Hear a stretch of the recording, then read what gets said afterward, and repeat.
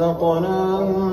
من الطيبات وفضلناهم على كثير ممن خلقنا تفضيلا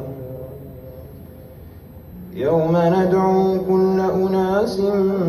بإمامهم فمن أوتي كتابه بيمينه فأولئك يقرؤون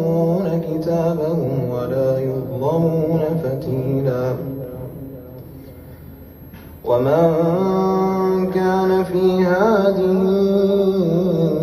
أعمى فهو في الآخرة أعمى وأضل سبيلا وإن كادوا ليفتنونك عن الذي أوحينا إليك لتفتري علينا غيره وإذا لاتخذوك خليلا ولولا أن ثبتناك لقد كدت تركن إليهم شيئا قليلا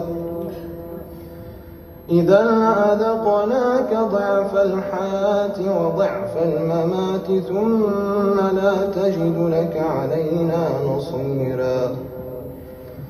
وإن كادوا ليستفزونك من الأرض ليخرجوك منها وإذا لا يلبثون خلفك إلا قليلا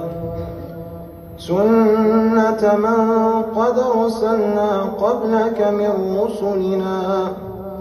ولا تجد لسنتنا تحويلا أقم الصلاة لدلوك الشمس إلى غسق الليل وقرآن الفجر إن قرآن الفجر كان مشهودا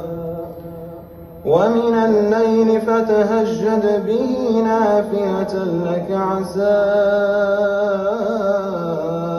أن يبعثك ربك مقاما محمودا وقل رب أدخلني مدخل صدق وأخرجني مخرج صدق واجعل لي من لدنك سلطانا نصيرا وقل جاء الحق وزهق الباطل إن